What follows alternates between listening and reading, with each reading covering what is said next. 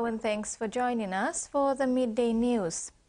Jimmy Maladina has been reinstated as Minister for Petroleum. Prime Minister James Marape, in a statement, said Maladina is being restored to his portfolio based on legal clearance. Maladina stepped aside from his position in July this year while a complaint against him was being processed by the Australian police and court. Maladina will now continue his role to oversee the progress of the Pinyan and Papua LNG projects, including outstanding landowner matters concerning the PNG LNG project. Marape commended Kerma MP Thomas Oppa for standing in as caretaker minister.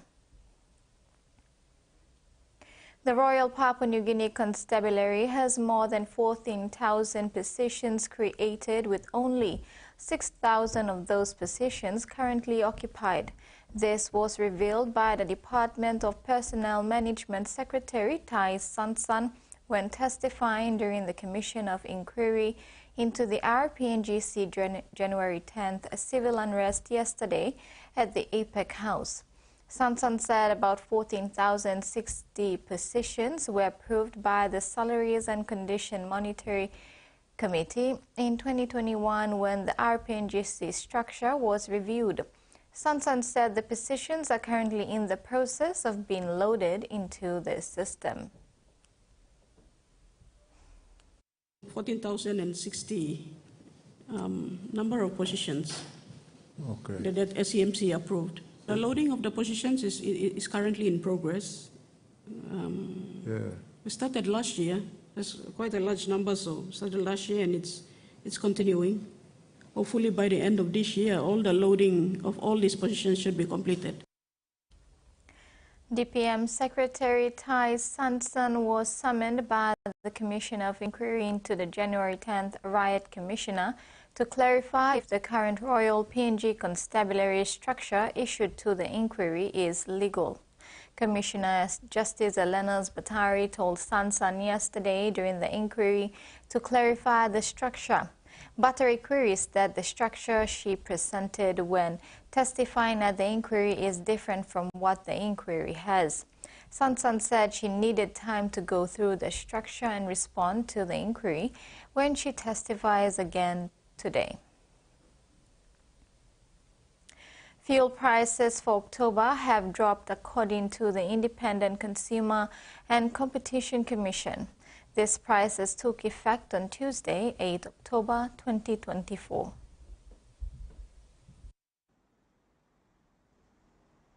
For this month of October, the indicative retail prices for petrol, diesel and kerosene will decrease on average throughout Papua New Guinea. The price decreases are mainly attributed to lower oil demand in China and increased production from the Organization of Petroleum Exporting Countries and its allies. The domestic retail fuel prices for this month are inclusive of the import party prices or the imported cost for each petroleum product, domestic sea and road freight rates for the third quarter of 2024, the annual wholesale and retail margins for 2024, and the goods and services tax, including the applicable excise duties, among other parameters. As a result of adding all the various cost components, the maximum retail price movements for petrol, diesel and kerosene import Mosby will decrease as follows: toya per litre. Petrol is 4 kina 18 toya, diesel 3 kina 88 toya, and kerosene 3 kina 62 toya. For all other centers, the maximum retail prices for each regulated petroleum product will all change on average as follows: petrol 16.67 toya per litre, diesel 19.73 toya per litre, and kerosene 18.77 toya per litre.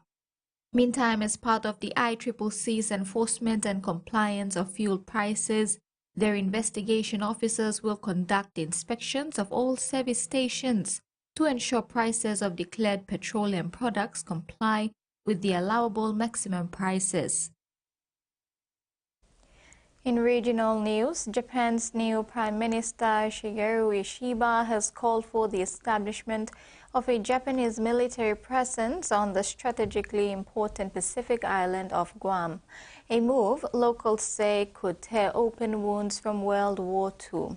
Ishiba made this call days before being elected president in late September. Ishiba said the treaty that has governed U.S.-Japan security arrangements since 1960 could be revised to allow Japan's self-defense forces to be stationed in Guam to strengthen the deterrence capabilities of Japan and the U.S. It was a successful season for the grand finalists in the Port Moresby Rugby League competition at the Santos National Football Stadium on Sunday. The main grandstand was packed with well-behaved supporters that ended in a peaceful final match. In the A grade, AG Energy Central Royals denied Aviate Smart Solution Coney Storms a win in a close 16-14 defeat to back their second premiership. The Royals pack contained their much heavier opposition, who looked exhausted from big hit-ups. Royals were punished but managed to lead 12-8 at half-time. In the second half, Storm hit the front to lead 14-12 with a converted try. But errors from both sides did not help at all, but Royals were lucky as Vicky Kuman crashed over for the decisive 4-pointer in the 60th minute. Kuman was later named man of the match.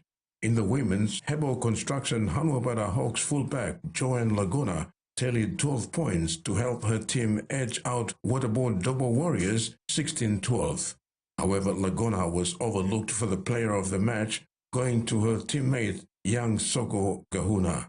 Warriors in the second half surprised Hawks to lead 12-10 and were heading to their maiden premiership, but that was shattered in the end. In the under-20, Kawaso Defense upset minor premiers AG Energy Central Royals 6-5 with a field goal from Elvin Lapan seconds before full-time. Terry Longwood, TVWAN Sports. On Saturday, October 12, the Ella Beach Volleyball Courts will witness the start of the NCDC Corporate Beach Volleyball Competition. This event marks a milestone in the Port Moresby corporate sports scene, introducing a fast-paced, challenging version of volleyball set to captivate players and spectators alike. The competition brings together an impressive mix of teams, including well-known names from the Port Moresby corporate volleyball competition and some exciting newcomers. Unlike the indoor game, beach volleyball demands not only skill but also stamina, agility and mental toughness. The sandy surface combined with exposure to the elements, sun, wind and heat creates a set of new challenges. The NCDC Corporate Beach Volleyball Competition is a unique blend of sport, corporate networking and fun in the sun. The Socceroos have wrapped up their first full training session under new coach Tony Popovic as they prepare to face China in Adelaide on Thursday. The key will be finding ways to break down the defense-minded Chinese with a strong contingent of local players ready and answer to call for World Cup qualifier. Nation's smallest state, South Australia, is punching above its weight with 7 players in the Socceroos squad. Yeah, we have our own floor, very exclusive. It's Adelaide's good to be back, and yeah, we've got a strong representation from South Australia, so it's very proud.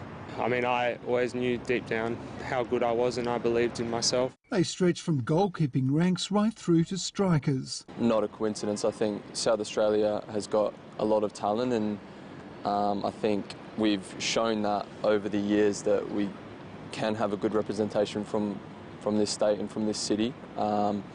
And I think going forward that'll still be the case from what I've seen. And the likes of McGree, Craig Goodwin and Nestri Irankunda in particular will be hoping to be the creative sparks to help new coach Tony Popovic unlock a defend at all costs last place Chinese side. Obviously, them being away from home, they're going to sit very deep, try and keep a clean sheet. We'd have to find ways to break these teams down and avoid getting frustrated and kind of find a way to win. That victory will be critical as the currently winless Socceroos back up against Japan next Tuesday.